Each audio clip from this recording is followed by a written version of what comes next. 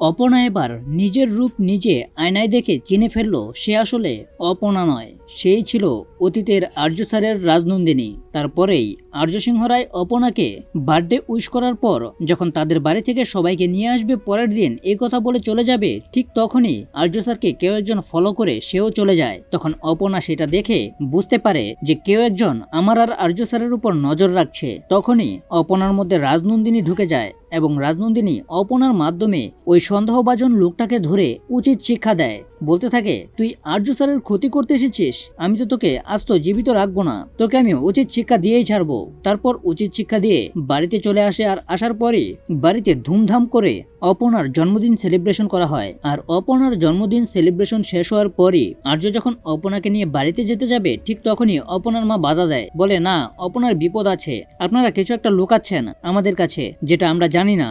মানসি ম্যাডাম আমাদেরকে বলেছে। এই কথা শুনে আর্য বলে, আমরা কি লুকাবো, ও আমার স্ত্রী, আমি আমার স্ত্রীকে নিতে এসেছি আর ওকে আমি নিয়ে যাবই। এই বলে আর্য অপনাকে নিয়ে তাদের বাড়িতে চলে যায়। তো বন্ধুরা, এভাবেই যদি আর্য অপনার মা বাবাকে বুঝিয়ে সুজিয়ে তাদের বাড়িতে নিয়ে চলে যায় এবং রাজলক্ষ্মী সিংহ রায় তার মেয়ে রাজনন্দিনীকে অপনার রূপে দেখে আরো খুশি হয়ে নতুন করে বরণ করে নেয়, তাহলে তোমাদের কার কার ভালো লাগবে তা এখনই কমেন্টে জানাও। আর এরকম নিত্য নতুন সিরিয়ালের আপডেট পেতে এখনই চ্যানেলটা সাবস্ক্রাইব করো।